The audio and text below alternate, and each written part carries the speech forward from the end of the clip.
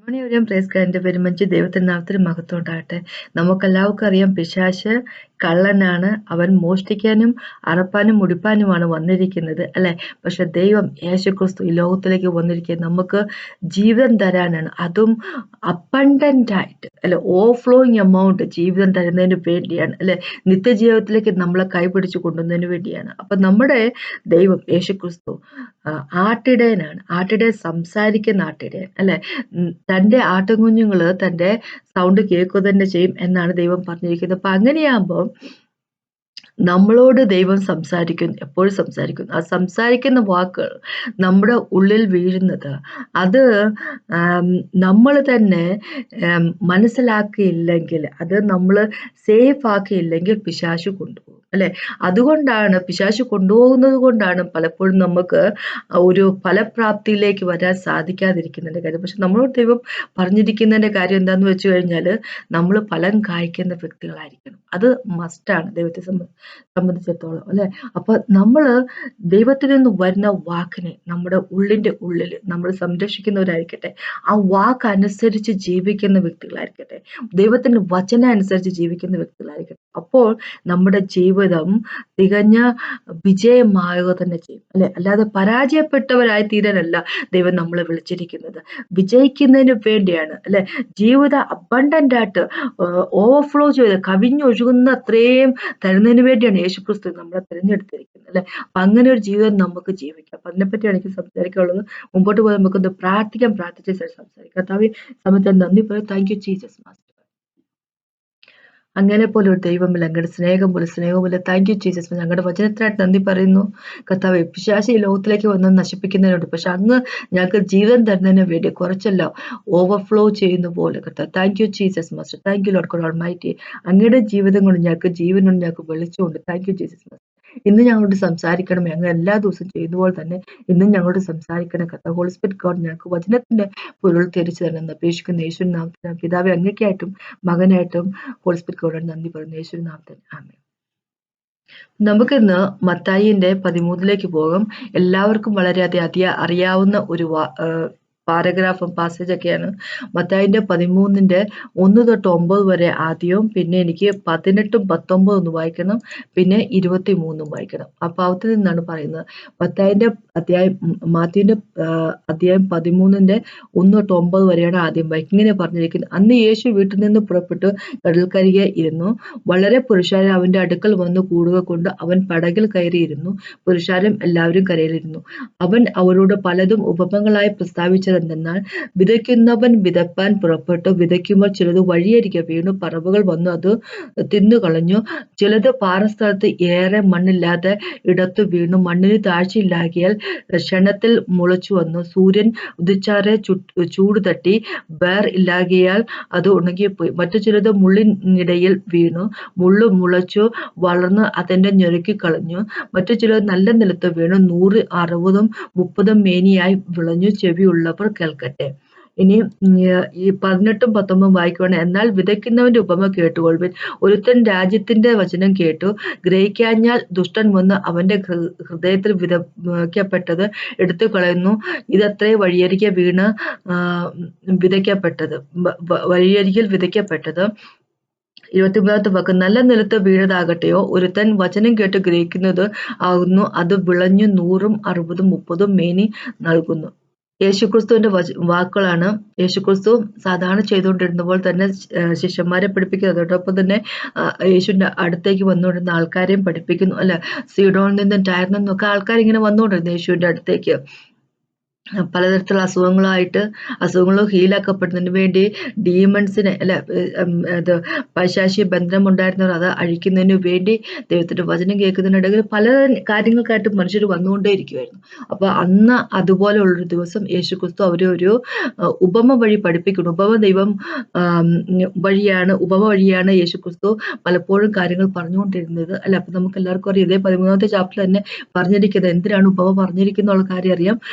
Mysteries of kingdom of God അല്ലെ, ദൈവത്തിന്റെ രാജ്യത്തിന്റെ മിസ്റ്ററീസ്, മർമ്മമൊക്കെ അറിയാൻ വേണ്ടിയുള്ള ഒരു അനുവാദം ശിഷ്യന്മാർക്ക് കൊടുത്തിട്ടുണ്ട്. യേശുവിനെ വിശ്വസിക്കുന്ന ആൾക്കാർക്ക് കൊടുത്തിട്ടുണ്ട്, നമുക്കൊക്കെ തന്നിട്ടുണ്ട്. പക്ഷെ വിശ്വസിക്കാത്ത ആൾക്കാർ, മനസ്സ് കുരുടായിരിക്കുന്ന ആൾക്കാർക്ക് ഉപവഴിയാണ് സംസാരിക്കുന്നത്. എന്താണെന്ന് വെച്ചാൽ ഒരു സീൽ ചെയ്യുന്നതിന് വേണ്ടി അല്ലെ, ദൈവത്തിന്റെ കിങ്ഡത്തിന്റെ മർമ്മം സീൽ ചെയ്യുന്നതിന് വേണ്ടി. അപ്പൊ ആവശ്യമുള്ളവരും മനസ്സിലാക്കാൻ താല്പര്യമുള്ളവര്, യേശുവിൽ വിശ്വസിക്കാൻ താല്പര്യമുള്ളവർക്ക് വരാം, യേശുവിലേക്ക് വരാം, യേശു അത് വെളിപ്പെടുത്തി കൊടുക്കും അല്ലെ. അപ്പൊ എൻക്രിപ്റ്റഡ് ആയിട്ടാണ് ദൈവം വചനം പറയുന്നത് അല്ലെ. ദൈവം എല്ലാ കാര്യങ്ങളും തുറന്ന് സംസാരിക്കത്തില്ല. ദൈവത്തിനോട് നമ്മൾ അടുത്തോണ്ടിരിക്കും തോറും ദൈവത്തിന്റെ വചനം, ദൈവത്തിന്റെ കിങ്ഡത്തിന്റെ ആഴങ്ങൾ ദൈവം നമുക്ക് വെളിപ്പെടുത്തി തന്നുകൊണ്ടിരിക്കും. നമുക്കറിയാം പോളൊക്കെ 3ാമത്തെ സ്വർഗം വരെ പോയിരിക്കുന്ന ആളാണ്. എന്ന് വെച്ച് കഴിഞ്ഞാൽ അത്രയ്ക്കും ഡെപ്തിൽ കാര്യങ്ങളുണ്ട് നമുക്ക് മനസ്സിലാക്കാൻ എന്ന് ചുരുക്കം. എല്ലാവരോടും ദൈവം അത് വെളിപ്പെടുത്തുന്നില്ല. ദൈവത്തിനോട് അടുത്ത് നിൽക്കുന്ന വ്യക്തികളോട് ദൈവം അത് വെളിപ്പെടുത്തുന്നു അല്ലെ. അത് നമുക്ക് അങ്ങനെയാണ് ദൈവത്തിന്റെ വചനത്തെ പറഞ്ഞിരിക്കുന്നത്. ഇപ്പൊ ഇവിടെ ഞാൻ പറയാൻ ഉദ്ദേശിക്കുന്ന 2 കാര്യങ്ങളാണ്. 2 വചനത്തിൽ നിന്നാണ്. എന്ന് വെച്ചാല് എന്താ പറയുക, ഇങ്ങനെ വിതയ്ക്കാൻ ചിലത് 4ാമത്തെ വാക്ക് 3ഉം 4ഉം വാക്ക്, അവൻ അവരോട് പലത് ഉപമകളായി പ്രസ്താവിച്ചെന്നാൽ വിതയ്ക്കുന്നവൻ വിതപ്പാൻ പുറപ്പെട്ടു. വിതയ്ക്കുമ്പോൾ ചിലത് വഴിയരികെ വീണു, പറവകൾ വന്ന് അത് തിന്നുകളഞ്ഞു. ഇനി 8ാമത്തെ വാക്ക്, മറ്റു ചില നല്ല നിലത്ത് വീണു 100, 60, 30 മേനിയായി വിളഞ്ഞു. അപ്പൊ അതിന്റെ ട്രാൻസ്ലേഷൻ അതെന്താണ് യേശു അതുകൊണ്ട് ഉദ്ദേശിച്ചെന്നുള്ള കാര്യം 18ലും 19ലും 23ലും പറഞ്ഞിരിക്കുക. 18 ഇങ്ങനെ പറഞ്ഞിരിക്കുന്നത്, വിതയ്ക്കുന്നവന്റെ ഉപമ കേട്ടുകൊണ്ട് ഒരുത്തൻ രാജ്യത്തിന്റെ വചനം കേട്ടിട്ട് ഗ്രഹിക്കാഞ്ഞാൽ ദുഷ്ടം വന്ന് അവന്റെ ഹൃദയത്തിൽ വിതപ്പെട്ടത് എടുത്തു കളയുന്നു. ഇതത്രേ വഴിയരികിലെ വിതയ്ക്കപ്പെട്ടത്. പിന്നെ 23 നമ്മൾ ഒരു പ്രാവശ്യം വായിച്ചതാണ്. നല്ല നിലത്ത് വിതയ്ക്കപ്പെട്ടത് ഒരുത്തൻ വചനം കേട്ട് ഗ്രഹിക്കുന്നതാകുന്നു, അത് വിളഞ്ഞു 100, 60 മേനി ആകുന്നു അല്ലെ. ചെവിയുള്ളവ കേൾക്കട്ടെ എന്നാണ് യേശുക്രിസ്തു ഇവിടെ പറഞ്ഞിരിക്കുന്നത്. അപ്പൊ ഇവിടെ ഒരു കാര്യം ആദ്യമേ തന്നെ പറയട്ടെ. ഇങ്ങനെ നമ്മൾ ഈ പാസേജ് വായിക്കുമ്പോൾ നമ്മളിങ്ങനെ ബ്ലൈൻഡ് ആയിട്ട് ചിന്തിക്കരുത്. ഇതിപ്പോ പറഞ്ഞിരിക്കുന്ന നല്ല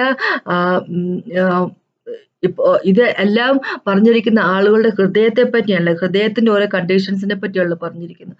അപ്പോ ഇത് പറഞ്ഞിരിക്കുന്നത് വിശ്വാസമില്ലാത്തവരുടെ കാര്യത്തെ പറ്റി ആണെന്നുള്ള വിചാരിക്കരുത്. എന്ന് വെച്ച് കഴിഞ്ഞാല് നല്ല 100 മേൽ തന്ന് അല്ലെങ്കിൽ 60 മേലും 30 മേൽ വിളഞ്ഞ് വന്നിരിക്കുന്ന നല്ല നിലത്ത് വീണ് നല്ല ഹൃദയം എന്ന് പറഞ്ഞാല് വിശ്വസിക്കുന്നവരുടെയും ബാക്കി വഴിയോരത്ത് വീണ് വിത്തിട്ട് ആ ഹൃദയം, പിന്നെ കല്ല് ഉണ്ടായിരുന്നവര്, പിന്നെ മുള്ളും അങ്ങനെ കാര്യങ്ങളൊക്കെ ഉണ്ടായിരുന്നത് ഹൃദയം എന്ന് പറഞ്ഞാൽ അത് വിശ്വസിക്കാത്തവരുടെ ആണെന്ന് വിചാരിക്കരുത്. എന്ന് വെച്ചാൽ വിചാരിക്കരുതെന്നല്ല, അവരുടെ അങ്ങനെ തന്നെയാണ്. പക്ഷെ അടുത്ത എന്താന്ന് വെച്ച് കഴിഞ്ഞാല് ഇത് വിശ്വസിക്കുന്നവരുടെ ഹൃദയം ഇങ്ങനെയാകാം. എന്ന് വെച്ചാൽ ഇന്ന് പറഞ്ഞാല് ഓരോ സീസണുകളിലും മനുഷ്യരുടെ ഹൃദയം അങ്ങനെയാണ് അല്ലെ. ചിലപ്പോൾ നമ്മൾ പലപ്പോഴും എന്താ പറയുക, ഈ ലോകത്തിന്റെ പരമായിട്ടുള്ള കാര്യത്തിലേക്ക് ഇച്ചിരി നമ്മളൊന്ന് ബാക്ക് സ്ലൈഡ് ചെയ്ത് പോയിട്ട് അല്ലെ, ബൈബിള് വായിക്കാൻ സമയമില്ല, ബൈബിള് വായിക്കുന്നില്ല, ദൈവമായിട്ട് നേരത്തെ ഇരുന്നത്രേ സമയം ഇരിക്കുന്നില്ല, പ്രാർത്ഥിക്കുന്നില്ല അല്ലെ. പല കാര്യങ്ങളെ ഓഫീസിലെ വർക്ക്, കുഞ്ഞുങ്ങളുടെ കാര്യം, ആ കാര്യം ഈ കാര്യമായിട്ട് ആദ്യമൊക്കെ ഒന്ന് ബൈബിള് വായിക്കായിരുന്നു. പിന്നെ അതൊരു സ്ഥിരമായി പോയി കഴിഞ്ഞപ്പോ കുറെ സമയത്തേക്ക്, കുറെ നാളത്തേക്കെങ്കിലും തിരിച്ച് ദൈവത്തിലേക്ക് വരുന്നോണ്ടും വരെ അത്രയുള്ള കാലഘട്ടത്തില് മനസ്സിങ്ങനെ എന്താ പറയാ, പല ആകുലതയിൽ കൂടെ അല്ലെ ഒക്കെ കടന്നു പോകുന്ന ഒരു അവസ്ഥ അല്ലെ, വിശ്വാസം കുറഞ്ഞിരിക്കുന്ന അവസ്ഥ, അങ്ങനെ പല അവസ്ഥയിൽ കൂടെ മനുഷ്യർ കടന്നു പോകുന്നു. വിശ്വാസികൾ തന്നെ കടന്നു പോയിട്ടുണ്ടല്ലോ. അപ്പൊ അങ്ങനെയുള്ളവരുടെ ഹൃദയം ചിലപ്പോൾ വിശ്വാസത്തിന്റെ കുറവ് കാരണം ഈ പാറയുള്ള സ്ഥലത്ത് വീണ് വിത്തിട്ട ആ ഭൂമി പോലെ ആയിരിക്കാം അല്ലെ. വിശ്വാസം കുറഞ്ഞു. കാരണം വിശ്വാസം വരുന്നത് വചനം കേൾക്കുമ്പോഴാണല്ലോ. അപ്പൊ വചനം കേൾക്കാൻ സമയമില്ല, അത് പല തിരക്കുകളായിപ്പോയി ജീവിതത്തിന് അല്ലെ, പല കാര്യങ്ങൾ കൊണ്ട് അല്ലെ. അത് ലോകത്തിന്റെ പരമായിട്ടുള്ള ജീവിതത്തിലേക്ക് പിന്നെ വെച്ച് ഒന്ന് കാൽവഴുതി പോയെങ്കിൽ, അങ്ങനെയും വചനം കേൾക്കാൻ വചനം വായിക്കാൻ താല്പര്യമില്ലായി കഴിഞ്ഞപ്പോ മനസ്സില് ഹൃദയത്തില് മുള്ളുകൾ ഉള്ള എന്താ പറയണേ, മുള്ളു മുളച്ചു വരുന്ന അങ്ങനത്തെ ഉള്ള ഭൂമിയായി കാണും. അല്ലെങ്കിൽ എന്താ പറയുക, ആ പാറയുള്ള ഭൂമി പോലെ ആയിക്കാണും. വിശ്വാസമില്ല, പാറ കാണിക്കുന്ന വിശ്വാസമില്ലാഴിയാണ് അങ്ങനെയുള്ള ഭൂമിയെ കാണും. അപ്പൊ പലതരത്തിലുള്ള സ്റ്റേജുകൾ, മനുഷ്യരുടെ സ്റ്റേജുകൾ, പല രീതിയിലുള്ള വിശ്വാസങ്ങളുണ്ടല്ലോ. അപ്പൊ അതിനെയാണ് കാണിക്കുന്നത്. ഏറ്റവും നല്ല ഹൃദയമുള്ളവര്, നല്ല നിലത്ത് വീണ വിത്തുള്ള ആ ഹൃദയത്തെ പറ്റി സംസാരിക്കുന്ന, യേശുവായിട്ട് വളരെയധികം അടുത്ത് നിൽക്കുന്നവര് ആൾക്കാർ, ദൈവത്തിൽ നിന്ന് കേൾക്കുകയും ദൈവത്തിന്റെ വചനം അനുസരിച്ച് ജീവിക്കുകയും ചെയ്യുന്ന ആൾക്കാർ അല്ലെ. അല്ലാത്തവര് പലപ്പോഴും വിശ്വാസത്തിന്റെ ഏറ്റക്കുറവുകൾ ഉണ്ടായിരിക്കുമല്ലോ. അപ്പൊ അങ്ങനെ ഉണ്ട് അല്ലെ. അല്ലാതെ ഇത് വിശ്വാസമുള്ളവരെ, വിശ്വസിക്കുന്നവരെ പറ്റി വിശ്വസിക്കാത്തവരെ പറ്റി പറഞ്ഞാൽ തന്നെ വിചാരിക്കരുത് അല്ലെ. ഇനി എനിക്കിവിടെ പറയാനുള്ളത് 4-ാമത്തെ വാക്യം, വിതയ്ക്കുമ്പോൾ ചിലത് വഴിയരികെ വീണുപോയി. അപ്പൊ അതിനെപ്പറ്റി യേശു ഇവിടെ 19-ാമത്തെ വാക്യം പറഞ്ഞിരിക്കുവാ, വഴിയരികെ വീണുപോയ എന്താ വിത്തിനെ, അതിനെ ആകാശത്തിലെ പറവകൾ വന്ന് അല്ലെ, ഒരുത്തൻ രാജ്യത്തിന്റെ വചനം കേട്ട് ഗ്രഹിക്കാതിരുന്നാൽ ദുഷ്ടൻ വന്ന് അതിന്റെ ഹൃദയത്തിൽ വിതയ്ക്കപ്പെട്ടത് എടുത്തു കളഞ്ഞു. അപ്പൊ ആകാശത്തിലെ പറവകളെ അല്ലെങ്കിൽ പശുക്കളെ കാണിക്കുന്ന പിശാചിനെയാണല്ലോ കാണിക്കുന്നത്. അപ്പോ ഗ്രഹിക്കാതിരുന്നാൽ ഉള്ള കാര്യത്തെ പറ്റിയാ പറയുന്നത്. നമ്മൾ ഗ്രഹിക്കുന്നില്ല എങ്കിൽ, അണ്ടർസ്റ്റാൻഡ് ചെയ്യുന്നില്ല എങ്കിൽ അത് വന്ന് എടുത്തോണ്ട് പോകും, പിശാച് വന്ന് എടുത്തോണ്ട് പോകും അല്ലെ, ആ വിത്ത് എന്ന് പറഞ്ഞിരിക്കുന്നത്. ഇനി നല്ല നിലത്ത് വീണതിനെ പറ്റി പറഞ്ഞിരിക്കുക, അവര് ഗ്രഹിച്ചു, അവര് വചനം ഗ്രഹിച്ചു. 23-ാമത്തെ വാക്ക്, അവർ വചനം ഗ്രഹിച്ചു കഴിഞ്ഞപ്പോൾ അവർക്ക് നല്ല വിളവ് തരാൻ സാധിച്ചു. അപ്പൊ ഗ്രഹിക്കുക എന്ന് പറയുന്നത് വളരെയധികം ഇമ്പോർട്ടന്റ് ആണ്. ഗ്രഹിക്കാതെ ഇരിക്കുമ്പോൾ നമ്മൾക്ക് അത് പിശാച് അവന്റെ ടീം വന്നത് എടുത്തോണ്ട് പോകുന്നു. ഇനി ഗ്രഹിക്കാന്ന് പറയുമ്പോ ഇപ്പൊ മലയാളം വായിച്ചല്ലോ, മലയാളം വായിക്കുമ്പോ നമുക്ക് കാര്യങ്ങൾ മനസ്സിലാവും. മലയാളം നമ്മുടെ മദർ ടങ് ആയതുകൊണ്ട് നമുക്ക് കാര്യം മനസ്സിലാവും അല്ലെ. അങ്ങനെ ഒരു മനസ്സിലാകുന്ന ഒരു കാര്യത്തെ പറ്റിയല്ല പറഞ്ഞത്. അല്ലെങ്കിൽ നമ്മൾ ഇംഗ്ലീഷിൽ ബൈബിൾ വായിക്കും, അല്ലെങ്കിൽ ഇംഗ്ലീഷ് എന്തെങ്കിലും കാര്യങ്ങൾ വായിക്കുമ്പോൾ നമുക്ക് മനസ്സിലാവും അല്ലെ, ആ ലാംഗ്വേജ് മനസ്സിലാവും, പറയുന്നത് എന്താന്ന് മനസ്സിലാവും അല്ലെ. അതിനെ പറ്റിയല്ല, അങ്ങനെയുള്ള ഗ്രാഹ്യത്തെ പറ്റിയല്ല ദൈവം പറഞ്ഞത്. അങ്ങനെ ഗ്രഹിക്കുന്നതിനെ പറ്റിയല്ല പറയുന്നത്. പക്ഷെ ഇത് ദൈവത്തിന്റെ വചനം എന്ന് പറഞ്ഞാൽ ദൈവത്തിന്റെ വചനമാണ് അല്ലെ. അതിന് ലെയേഴ്സ് ഉണ്ട്, അതിന് ഡെപ്ത് ഉണ്ട് അല്ലെ. നമുക്ക് ഹോളി സ്പിരിറ്റ് ഗോഡിനെ പറ്റി പറഞ്ഞിരിക്കുന്നത്, ഹോളി സ്പിരിറ്റ് ഗോഡ് 2-ാമത്തെ ചാപ്റ്റർ, കൊരിന്ത്യന്റെ 1-ാമത്തെ കൊരിന്ത്യൻ 2-ാമത്തെ ചാപ്റ്ററിൽ ഇങ്ങനെ പറഞ്ഞിരിക്കുന്നത്, ഹോളി സ്പിരിറ്റ് ഗോഡ് എന്താ പറയുക, ദൈവത്തിന്റെ സ്പിരിറ്റ് ആണ്. അപ്പൊ ദൈവത്തിന്റെ ഹൃദയം സെർച്ച് ചെയ്യുന്നതാണ്. അപ്പൊ ദൈവത്തിൽ നിന്ന് എടുത്തു തരും എന്ന് വെച്ചാൽ യേശുക്രിസ്തു തന്നെ പറഞ്ഞിരിക്കുക, ജോണിന്റെ 16-ാമത്തെ ചാപ്റ്ററില്, ഹോളി സ്പിരിറ്റ് ഗോഡ് തന്നിൽ നിന്നുള്ളത് എടുത്ത് നമുക്ക് ഡിസ്ക്ലോസ് ചെയ്ത് തരും എന്ന് പറഞ്ഞു. എന്ന് വെച്ചാൽ യേശുവിലുള്ളത് എടുത്തിട്ട്, യേശുവിൻ്റെതായിട്ടുള്ളത് എടുത്തിട്ട് നമ്മൾക്കത് വെളിവാക്കി തരുന്നു. അപ്പൊ എന്ന് വെച്ച് കഴിഞ്ഞാല് വെളിവാക്കി തരേണ്ടത്, നമുക്ക് മനസ്സിലാക്കേണ്ടത് ദൈവം പറയുന്നത് ദൈവത്തിൻ്റെതാണ്. ദൈവം എന്താണ് പറയുന്നത് എന്നാണ് മനസ്സിലാക്കേണ്ടത്. അല്ലാതെ വെറുതെ ഇംഗ്ലീഷ് വായിക്കുക മനസ്സിലാക്കുക എന്നതിനെ പറ്റിയല്ല ദൈവം പറയുന്നത്. അപ്പൊ മനസ്സിലാക്കേണ്ട, വെറുതെ ഒരു പാസേജ് മനസ്സിലായി എന്നല്ല, വായിച്ചപ്പോ ഇംഗ്ലീഷ് മനസ്സിലായി മലയാളം മനസ്സിലായി എന്നല്ല, ദൈവം അത് എന്താണ് ഉദ്ദേശിക്കുന്നത് എന്നുള്ളത്, ദൈവം എന്താണ് പറയുന്നത് അതും മനസ്സിലാക്കണം. അതും മനസ്സിലാക്കി തരുന്നത് യേശുക്രിസ്തുവാണ്, പഠിപ്പിക്കുന്ന ആള് അല്ലെ. ബുക്ക് ഓപ്പൺ ചെയ്യാൻ എന്താ പറയുക, റൈറ്റ് ഉള്ള ആള് യേശുക്രിസ്തു. സ്ക്രോൾ ഓപ്പൺ ചെയ്യാൻ അല്ലെ റൈറ്റ് ഉള്ള ആള് യേശുക്രിസ്തു. നമുക്കറിയാം റെവലേഷനകത്ത്, വെളിപാടിന്റെ കഥ പറഞ്ഞിരിക്കുന്നത്, ആ സ്ക്രോൾ ഓപ്പൺ ചെയ്യാൻ റൈറ്റ് ഉള്ള ആള് യേശുക്രിസ്തു ആണ്. യേശുക്രിസ്തു നമുക്ക് ബുക്ക് ഓപ്പൺ ചെയ്ത് അത് പഠിപ്പിച്ച്, ഹോളി സ്പിരിറ്റ് വഴി നമുക്ക് പഠിപ്പിച്ച് വെളിവാക്കി തന്നില്ലെങ്കിൽ നമുക്ക് മനസ്സിലാകത്തില്ല ബൈബിൾ. അത് മനസ്സിലാക്കുക അല്ലെ. നമുക്കറിയാം ഏമോസ് എന്നുള്ള വില്ലേജിലേക്ക്, ഈമസ് എന്നുള്ള വില്ലേജിലേക്ക് ലൂക്കോസിന്റെ എഴുതിയ സുവിശേഷത്തിന്റെ 24-ാമത്തെ ചാപ്റ്ററിൽ പറഞ്ഞിരിക്കുന്നത്, അവിടേക്ക് ആ വില്ലേജിലേക്ക് 2 ആൾക്കാർ പോവുകയാണ് അല്ലെ, യേശുവിന്റെ ക്രൂസിഫിക്ഷനെ കഴിഞ്ഞതിന് ശേഷം. അപ്പൊ അവരിങ്ങനെ ആകെപ്പാട് സങ്കടപ്പെട്ട് പോകുന്നു അല്ലെ, സങ്കടപ്പെട്ട് പോകുന്നു, നടന്ന കാര്യത്തെ പറ്റി അവർ ഡിസ്കസ് ചെയ്തുകൊണ്ട് പോകുന്നു. അപ്പൊ യേശു ക്രിസ്തു അവർക്ക് പ്രത്യക്ഷപ്പെടുന്നു. അവര് യേശു എന്നുള്ള കാര്യം പോലും മനസ്സിലാക്കുന്നില്ല. പക്ഷെ എന്നാലും അവര് സംസാരിക്കുമ്പോ യേശു ക്രിസ്തു തന്നെ സ്ക്രിപ്ചർ ഓപ്പൺ ചെയ്തിട്ട്, എന്ന് വെച്ച് കഴിഞ്ഞാൽ മോസസിൽ നിന്നും പ്രോഫറ്റുമാരിൽ നിന്നും, മോസസ് എന്ന് പറഞ്ഞാൽ ലോ അല്ലെ, പ്രോഫറ്റുമാരിൽ നിന്നും എല്ലാം ഓപ്പൺ ചെയ്ത് പറഞ്ഞു കൊടുക്കുകയാണ്. ഇവർക്ക് പറഞ്ഞു കൊടുത്തു കഴിയുമ്പോൾ ഇവർക്ക് കാര്യങ്ങൾ ഗാഢമായിട്ട് മനസ്സിലാവുകയാണ്. അപ്പൊ അതിനുശേഷം യേശു പിന്നെ അപ്പം എടുത്ത് മുറിച്ചു കഴിയുമ്പോൾ ഭക്ഷണം അല്ലെ, അത് അപ്പം എടുത്ത് മുറിച്ചു കഴിയുമ്പോൾ അവരെ കണ്ണ് തുറക്കുന്നു, യേശു അപ്പോൾ തന്നെ ഡിസപ്പിയർ ചെയ്യുന്നു. അത് കഴിഞ്ഞിട്ട് അവര് പറയുന്ന വാക്ക് ഇതാ, യേശു ക്രിസ്തു സംസാരിച്ചപ്പോൾ ഹൃദയം ഇങ്ങനെ ബാൻ ചെയ്യുന്ന പോലെ തോന്നുന്നു. എന്ന് വെച്ച് കഴിഞ്ഞാല് അവർക്ക് കാര്യങ്ങൾ മനസ്സിലാക്കി തുടങ്ങി അല്ലെ. തന്നെത്തുള്ളത് തന്നെ യേശു ക്രിസ്തു സംസാരിക്കുന്നത്, പക്ഷെ കാര്യം മനസ്സിലാക്കാൻ തുടങ്ങി അല്ലെ. അപ്പൊ അവർക്ക് ആ സ്ക്രിപ്ചർ, ആ വേർഡ്, യേശു പറഞ്ഞ വേർഡ് അവരുടെ ഹൃദയത്തിലേക്ക്, അവിടുന്ന് അവരുടെ സ്പിരിറ്റിലേക്കും പോയി. അപ്പൊ അങ്ങനെ ആകണം അല്ലെ. അപ്പൊ നമ്മുടെ ഹൃദയത്തിലേക്ക് വേർഡ് വരണം. അത് എന്താ പറയുക, നമുക്ക് നമ്മുടെ നിന്ന് സ്പിരിറ്റിലേക്ക് പോകണം. അപ്പൊ നമ്മുടെ സ്പിരിറ്റ്, പുതുതായിട്ട് സൃഷ്ടിച്ചിരിക്കുന്ന സ്പിരിറ്റ് മാൻ അല്ലെ, പുതിയ ക്രിയേഷൻ നമ്മുടെ ഉള്ളിൽ ഉള്ളത്, അത് നമുക്ക് എന്താ പറയുക എപ്പോഴും റിന്യൂ ചെയ്തുകൊണ്ടിരിക്കുന്ന അപ്ഡേറ്റഡ് ആയിക്കൊണ്ടിരിക്കുന്ന വളരുന്നത് ദൈവത്തിൽ നിന്നുള്ള കിട്ടുന്ന നോളജ് വഴിയാണ് അല്ലെ. ക്രിയേറ്റർ ആയിട്ടുള്ള ദൈവത്തിന്റെ നോളജ് കൊണ്ടാണ് ആ, നമ്മുടെ സ്പിരിച്വൽ മാൻ പുതുതായിട്ട് ക്രിയേറ്റ് ചെയ്യപ്പെട്ടിരിക്കുന്ന ആള് എന്താ പറഞ്ഞത് റിന്യൂ ആയിക്കൊണ്ടിരിക്കുന്നത്, അപ്ഡേറ്റഡ് ആയിക്കൊണ്ടിരിക്കുന്നത്, വളർന്നുകൊണ്ടിരിക്കുന്നത്. അല്ല എങ്കിലും വളരുന്നില്ല അല്ലെ. അപ്പോ നമുക്ക് ദൈവത്തിൽ നിന്ന് ദൈവം വേണം, യേശുക്രിസ്തുവാണ് ഓപ്പൺ ചെയ്ത് തരാൻ, വചനം ഓപ്പൺ ചെയ്ത് തരാൻ. ആ വചനം നമ്മള് ഹോളി സ്പിരിറ്റ് ഗോഡ് വഴി നമുക്ക് ഓപ്പൺ ചെയ്ത് തരുമ്പോ അത് മെഡിറ്റേറ്റ് ചെയ്തുകൊണ്ട് അത് നമ്മുടെ റെവലേഷനായിട്ട് നമ്മുടെ ഹൃദയത്തിലേക്ക്, നമ്മുടെ ആത്മാവിലേക്ക് അത് പോയി, സ്പിരിറ്റിലേക്ക് അല്ലെ, പ്രാണനിലേക്ക് അത് പോയി കഴിയുമ്പോൾ, അല്ലെങ്കിൽ സ്പിരിറ്റ് എന്ന് പറയുമ്പോൾ നമ്മുടെ സ്പിരിറ്റും സോളും ഉണ്ടല്ലോ മനുഷ്യർക്ക് അല്ലെ. അപ്പൊ സ്പിരിറ്റിലേക്ക്, സോളും മൈൻഡുമായിട്ട് കണക്റ്റഡ് ആയിരിക്കുന്ന അതായത് ഈ ലോകത്തിന്റെ പാട്ടാണ്. നമുക്കറിയാം മനുഷ്യര് 3 പാർട്ടാണ് അല്ലെ. സ്പിരിറ്റ് ഉണ്ട് നമുക്ക്, നമ്മൾ സ്പിരിച്വൽ ബീയിങ്സ് ആണ്, നമുക്ക് സോളുണ്ട്, നമുക്ക് ബോഡിയിലാണ് നമ്മൾ താമസിക്കുന്നത്. അപ്പൊ സ്പിരിറ്റ് ആയിട്ടാണ് ഹോളി സ്പിരിറ്റ് ഗോഡ് കണക്റ്റഡ് ആയിരിക്കുന്നത്. ഹോളി സ്പിരിറ്റ് ഗോഡ് നമ്മുടെ സ്പിരിറ്റാണ് വസിക്കുന്നത്. സ്പിരിറ്റ് ആണ് യേശു ക്രിസ്തു പുതുതായിട്ട് സൃഷ്ടിച്ചെടുത്തിരിക്കുന്നത് അല്ലെ. യേശു വിശ്വസിക്കുന്ന സമയത്ത് നമ്മൾ ബാപ്റ്റിസം എടുത്തു കഴിയുമ്പോൾ ദൈവം ആ പുതുതായിട്ട് സൃഷ്ടിക്കുകയാണ് ചെയ്യുന്നത് നമ്മുടെ സ്പിരിറ്റ്. നേരത്തെ നമ്മുടെ സ്പിരിറ്റ് ചത്ത സ്പിരിറ്റാണ്, നമ്മൾ പാപം കാരണം മരിച്ച സ്പിരിറ്റ് ആണ് അല്ലെ. അപ്പൊ സ്പിരിറ്റിലാണ് ഹോളി സ്പിരിറ്റ് ഗോഡ് വസിക്കുന്നത്. സ്പിരിറ്റ് വഴിയാണ് ഹോളി സ്പിരിറ്റ് ഗോഡ് നമ്മളോട് കമ്മ്യൂണിക്കേറ്റ് ചെയ്യുന്നത് അല്ലെ. അപ്പൊ ഈ ദൈവത്തിന്റെ വചനം നമ്മൾ മനസ്സിലാക്കിയിട്ട് അത് നമ്മുടെ സ്പിരിറ്റിലേക്ക് പോകണം. എന്നിട്ട് ആ വചനം അനുസരിച്ച് ജീവിക്കുമ്പോൾ അല്ലെ, യേശുക്രിസ്തു വചനം അനുസരിച്ച് ജീവിച്ച വ്യക്തിയാ. യേശുക്രിസ്തുവിനെ അനുകരിക്കാനാണ് നമ്മളോട് പിതാവ് പറഞ്ഞിരിക്കുന്നത്. യേശുവിനല്ലാതെ വേറെ ആരെയും നമ്മൾ അനുകരിക്കരുത് അല്ലെ. അപ്പോ പോൾ ഇങ്ങനെ പറഞ്ഞിരിക്കുന്നത്, ഞാൻ യേശുവിനെ അനുകരിക്കും, അപ്പൊ എന്നെ അനുകരിക്കാൻ പറയും. അപ്പൊ പോൾ അങ്ങനെയൊക്കെ പറയാനുള്ള ഒരു ഒരു എന്താ പറയുക വേർത്ത് ഉണ്ടായിരുന്നു അല്ലെ, ഒരു അവകാശം, അല്ലെങ്കിൽ എന്താ പറയുക ഒരു പ്യൂരിറ്റി ഒക്കെ പോളിനുണ്ടായിരുന്നു അല്ലെ.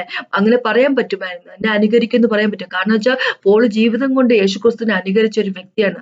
അപ്പൊ നമ്മൾ എത്ര പേര് കംപ്ലീറ്റ് ആയിട്ട് യേശുക്രിസ്തുവിനെ അനുകരിക്കുന്നുള്ള കാര്യം നമുക്ക് അറിഞ്ഞുകൂടാ. അപ്പൊ യേശുക്രിസ്തുവിനെ നമ്മൾ അനുകരിക്കുക കംപ്ലീറ്റ് ആയിട്ട്. അപ്പൊ യേശുക്രിസ്തു ഇങ്ങനെയല്ല ചെയ്തിരുന്നത്, എന്താ പറയുക സ്ക്രിപ്ചർ ഫോളോ ചെയ്യുകയോ ചെയ്തത്, സകലതും ചെയ്ത് യേശു ക്രോസ് ഓഫ് കാൽവരി വെച്ചും കൂടെ സ്ക്രിപ്ചർ യേശുക്രിസ്തു ഫുൾഫിൽ ചെയ്യുകയോ ചെയ്തില്ല. എനിക്ക് ദാഹിക്കുന്നു എന്ന് പറയുമ്പോൾ അത് സ്ക്രിപ്ചർ ഫുൾഫിൽ ചെയ്യുന്നതിന് വേണ്ടി പറയുന്നത്. ഇപ്പൊ എന്ന് വെച്ച് കഴിഞ്ഞാൽ യേശു ദൈവത്തിന്റെ വചനത്തിൽ ജീവിക്കുമെന്ന്. അപ്പൊ അതുപോലെ ദൈവത്തിന്റെ വചനത്തിൽ നമ്മൾ ജീവിക്കുന്ന വ്യക്തികളായിരിക്കണം. അപ്പൊ അങ്ങനെ ദൈവത്തിന്റെ വചനം നമ്മളുടെ പേഴ്സണലായി തീരുമ്പോൾ അല്ലെ, നമ്മളെ പേഴ്സണലായി തീരണം എന്ന് വെച്ചാൽ ഹോളി സ്പിരിറ്റ് ഗോഡ് നേരത്തെ പറഞ്ഞ പോലെ നമ്മൾ ദൈവത്തിന്റെ വചനം നമുക്ക് തുറന്നു കാണിക്കുമ്പോൾ, യേശു ഹോളി സ്പിരിറ്റ് വഴി നമുക്ക് തുറന്നു കാണിക്കുമ്പോൾ അത് നമ്മുടേതായിട്ട് ആ റെവലേഷൻ നമുക്ക് കിട്ടിയ റെവലേഷൻ വെളിപ്പാട് നമുക്ക് കിട്ടിയത് നമ്മുടേതായിട്ട് നമ്മുടെ ഹൃദയത്തിലേക്ക് എടുത്ത് പിന്നെ അത് നമ്മുടെ സ്പിരിറ്റിലേക്ക് നമ്മൾ എടുക്കണമല്ല, മെഡിറ്റേറ്റ് ചെയ്ത് നമ്മുടെ ഹൃദയത്തിലേക്ക് എടുത്തു കഴിയുമ്പോൾ അത് നമ്മുടേതായിട്ട് പേഴ്സണലായിട്ട് മാറിക്കഴിയുമ്പോൾ നമ്മൾ അണ്ടർസ്റ്റാൻഡ് ചെയ്തിരിക്കുന്നത്. അപ്പൊ ആ വചനത്തെ പിശാചിന് പിന്നെ സ്റ്റീൽ ചെയ്യാൻ സാധിക്കത്തില്ല, കട്ടെടുത്തുകൊണ്ട് പോകാൻ സാധിക്കത്തില്ല. അപ്പൊ ആ വചനത്തിൽ നമ്മൾ ജീവിക്കുമ്പോൾ അല്ലെ, ദൈവത്തിന്റെ വചനം ജീവിക്കുമ്പോൾ നമ്മള് ആ നല്ല ഫലം തന്ന ആ എന്താ പറയാ ലാൻഡ് പോലെ ആയിത്തീരും നമ്മുടെ ഹൃദയം അല്ലെ. 100 മേനിയും 60 മേനിയും 30 മേനിയും വിളയിച്ച ആ സ്ഥലം പോലെ, ആ ഭൂമി പോലെ ആയിത്തീരും നമ്മുടെ ഹൃദയം ചെയ്ത്. അപ്പൊ അവിടെ നമുക്ക് 100 മേനി വിളയിക്കാൻ സാധിക്കും അല്ലെ. ദൈവത്തിന്റെ വചനമാണ് നമ്മളുടെ അടിസ്ഥാനം എങ്കിൽ അല്ലെ. അതോടൊപ്പം തന്നെ സൈറ്റന്റെ ഒരു വർക്കും നമ്മുടെ നേരെ വരത്തൂല. കാരണം നമുക്ക് വചനം അറിയാം. വെറുതെ കാണാപ്പാഠം അറിയാമെന്ന് പറഞ്ഞിട്ട് കാര്യമില്ല അല്ലെ, വെറുതെ ബൈബിൾ അറിയാമെന്ന് പറഞ്ഞിട്ട് കാര്യമില്ല. വചനം നമ്മളെ പേഴ്സണലായില്ലെങ്കിൽ ഒന്ന് വിചാരിച്ചു നോക്കുക, ഡേവിഡ് 5 കല്ലുകൾ എടുത്തു അല്ലെ, ഗൊലായത്തിനെ കൊന്നിടാൻ വേണ്ടി 5 കല്ലുകൾ എടുത്തു അല്ലെ, സ്മൂത്ത് ആയിരിക്കുന്ന കല്ലുകൾ എടുത്തു. അതെ, അത് പേഴ്സണൽ ആയിട്ടുള്ള വചനത്തെ കാണിക്കുന്നു അല്ലെ. നമ്മുടെ പേഴ്സണൽ ആയിട്ടുള്ള വചനം നമ്മുടെ ഉള്ളില് ആയിരുന്നില്ലെങ്കിൽ നമുക്ക് പിശാചിനെ തോൽപ്പിക്കാൻ സാധിക്കത്തില്ല. ഞാൻ ഉദാഹരണമായിട്ട് പറയാന്ന് വെച്ചാൽ ലൂക്കോസിലേക്ക് പോകുമ്പോൾ 4-ാമത്തെ ചാപ്റ്റർ നമുക്കറിയാം.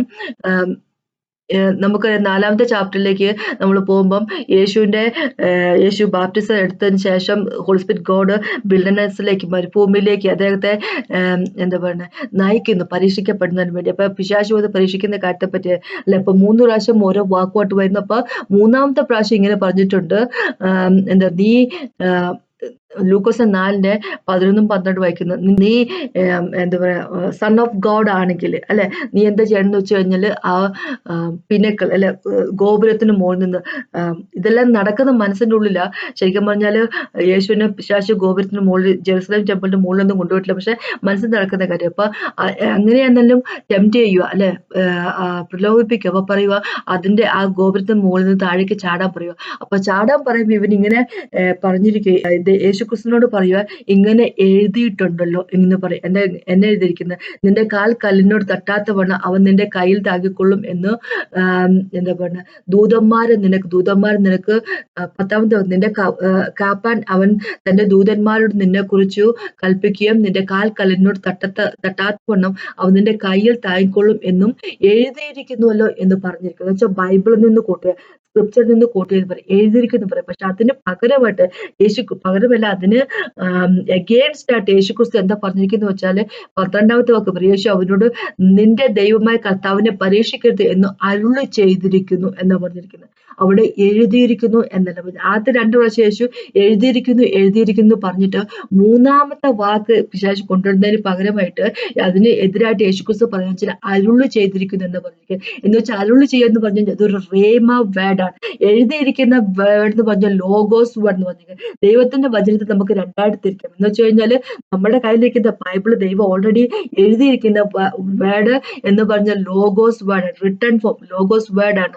ആ ലോഗോസ് വേർഡ് റേമ വേർഡ് ആയിട്ട് വേണം. അടുത്ത ടൈപ്പാണ് റേമ വേർഡ്. നമുക്ക് നമ്മുടെ പേഴ്സണലായിട്ട് ദൈവം നമുക്ക് തരുന്ന റിട്ടൺ വേർഡിൽ നിന്ന് നമുക്കായിട്ട് തരുന്ന വചനം, അതിനെപ്പറ്റിയാണ് റേമ വേർഡ് എന്ന് പറയുന്നത് അല്ലെ, നൗ വേർഡ് എന്ന് പറയുന്നത്, ഇപ്പോഴുള്ള വചനം എന്നാ പറഞ്ഞിരിക്കുന്നത്. നമുക്ക് ബൈബിളിൽ നിന്ന് നമ്മൾ ബൈബിളൊക്കെ വായിക്കുന്ന ദൈവം നമുക്ക് ഓരോ വചനം തരും, വേർഡ് തരുമല്ലോ. അത് റേമ വേർഡ് ആണ്. അല്ലെങ്കിൽ ഒരു പ്രോഫറ്റ് വഴി നമുക്കൊരു വേർഡ് തരുമല്ലോ, അതൊരു റേമ വേർഡ്. പല വഴി കൂടെ ദൈവം സംസാരിക്കുന്നത്, ബൈബിൾ വഴി അല്ല ദൈവം സംസാരിക്കുന്നത്. ദൈവം നമ്മളോട് പേഴ്സണലായിട്ട് സംസാരിക്കുന്ന വേർഡ് എന്ന് പറഞ്ഞാല് റേമ വേർഡ് ആണ്. അപ്പൊ റേമ വേർഡ് നമ്മളുടേതാണ് അല്ലെ, നമ്മൾക്ക് പേഴ്സണലായിട്ട് ദൈവം തന്നിരിക്കുന്നത്. അതിന് നമ്മൾ നമ്മുടെ ഹൃദയത്തിലേക്ക് എടുക്കുമ്പോൾ, നമ്മുടെ സ്പിരിറ്റിലേക്ക് നമുക്ക് എടുക്കാം, അത് നമ്മുടേതായി തീരുക ചെയ്യുന്നത് അല്ലെ. അപ്പൊ ഇവിടെ യേശുക്രിസ്തു പറഞ്ഞു, യേശുക്രിസ്തു സ്ക്രിപ്ചർ കംപ്ലീറ്റ് ഫുൾഫിൽ ചെയ്ത ആൾ എന്ന് വെച്ച് കഴിഞ്ഞാൽ ഈ റേമ വേർഡ് ആണ്. എല്ലാം ദൈവത്തിന്റെ, യേശുവിന്റെ വേർഡാണ് അല്ലെ. ദൈവം പറഞ്ഞിരിക്കുന്ന, പിതാവ് പറഞ്ഞിരിക്കുന്ന കംപ്ലീറ്റ് യേശുവിൻ്റെതാണ് അല്ലെ. സ്വന്തമായിട്ടുള്ള പ്രോപ്പർട്ടിയായി തീർന്നിരിക്കുക. അപ്പൊ ഇങ്ങനെ ജസനോട് പറയുക, ഇങ്ങനെ അരുളി ചെയ്തിരിക്കുന്നു അല്ലെ, ഇങ്ങനെ അരുളി ചെയ്തിരിക്കുന്നു, നീ നിന്റെ ദൈവമായ കർത്താവിനെ പരീക്ഷിക്കുന്ന ഇങ്ങനെ അരുളി ചെയ്തിരിക്കുന്നു എന്ന് വെച്ചാൽ ആ വേർഡ് അത് യേശുവിൻ്റെതാണ് അല്ലെ, യേശുവിന്റെ സ്പെഷ്യൽ പ്രോപ്പർട്ടിയാണ്. അപ്പൊ ആ ഒരു വേർഡ് പറഞ്ഞപ്പോഴേക്കും പിന്നെ പിശാചിനൊന്നുമില്ല സംസാരിക്കാൻ. എന്ന് വെച്ച് കഴിഞ്ഞാല് റിട്ടൺ വേർഡ് ഇങ്ങനെ എഴുതിയിരിക്കുന്നു പറഞ്ഞാൽ കോമൺ ആണ് അല്ലെ. കോമൺ ആയിട്ടുള്ള വേർഡ് 2 പ്രാവശ്യം പറഞ്ഞു യേശു പിശാചിനെ എതിരായിട്ട് പറഞ്ഞു. പക്ഷെ പിന്നെ ഒരു പടിയും കൂടെ കടന്നപ്പോ യേശു ഇങ്ങനെ പറഞ്ഞിരിക്കുക, എന്നോട് അരുളി ചെയ്തിരിക്കുക.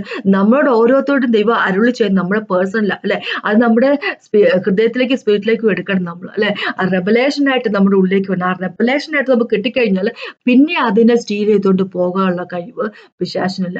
അപ്പൊ അങ്ങനെയുള്ള വചനത്തില് നമ്മൾ മുറുകെ പിടിക്കുക. അപ്പൊ നമ്മൾ എന്താ ചെയ്യുന്നത് വെച്ചാൽ ദൈവത്തിന്റെ വചനവുമായിട്ട് നമ്മൾ ഇരിക്കുക, ദൈവത്തിന്റെ അടുത്തിരിക്കുക.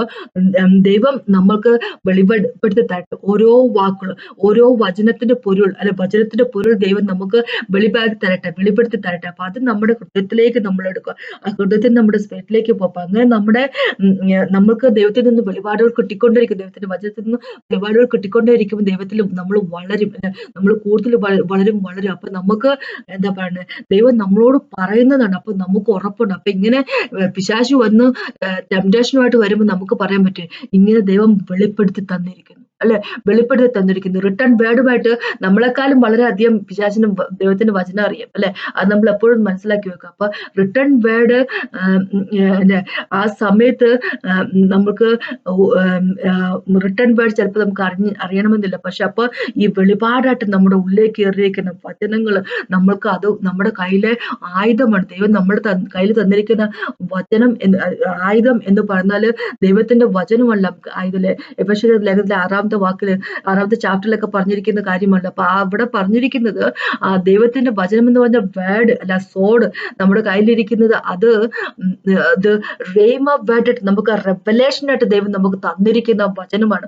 അതിനെപ്പറ്റിയാ പറഞ്ഞത്. അതുകൊണ്ട് നമുക്ക് ഫൈറ്റ് ചെയ്യാൻ പറ്റും. നമുക്കറിയാം എന്ന് ഞാൻ പറയാൻ ഉദ്ദേശിച്ചു വെച്ച് കഴിഞ്ഞാൽ നമുക്കറിയാവുന്നതേ നമുക്ക് എടുത്ത് ഉപയോഗിക്കാൻ സാധിക്കത്തുള്ളൂ എന്ന് ചുരുക്കം അല്ലെ. സൈറ്റൻ വന്നു കഴിയുമ്പോ ഇന്ന ബുക്കില് ഐസയ്യക്കകത്ത് 53 ചാപ്റ്ററിൽ ഇങ്ങനെ എഴുതിയിട്ടുണ്ട് എന്നും പറഞ്ഞുകൊണ്ടിരുന്നിട്ട് കാര്യമില്ല അല്ലെ. കൃത്യമായിട്ട് അവനോട് പറയണമെങ്കിൽ നമുക്ക് അറിയണം അല്ലെ, നമുക്കറിയണം. അതുകൊണ്ടാണ് 5 കല്ലുമായിട്ട് ഡേവിഡ് മുമ്പോട്ട് പോയത്. അപ്പൊ നമുക്ക് അറിയുന്ന വ്യക്തികളായിരിക്കണം. അതിന് വചനം നമ്മുടെ ഉള്ളിന്റെ ഉള്ളിലേക്ക് കയറണം. വചനം ഉള്ളിന്റെ ഉള്ളിലേക്ക് കയറണമെങ്കിൽ ദൈവം നമുക്ക് വെളിപ്പെടുത്തി തരണം. ദൈവം എങ്ങനെ വെളിപ്പെടുത്തി തരും?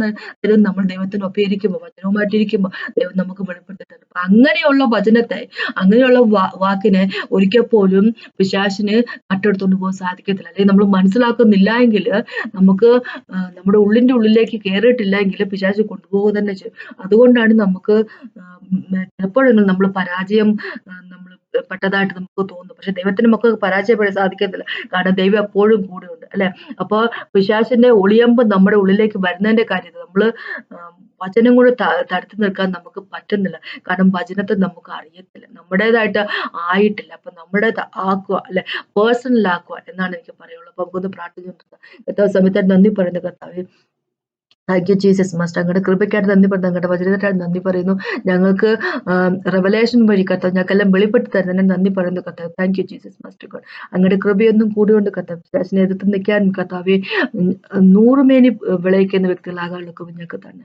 യേശു നന്ദി പിതാവ്. Worship you, praise you master. എന്നെ കെട്ടോടിക്കുന്ന ഓരോ ആൾക്കാരെ ഒത്ത് പ്രാർത്ഥിക്കുന്ന അനുഗ്രഹിക്കുന്ന അപേക്ഷിക്കുന്ന യേശു നാമത്തിൽ ആമേൻ. ഇത് കേട്ട ദൈവത്തിന് മാത്രം ഉണ്ടായി.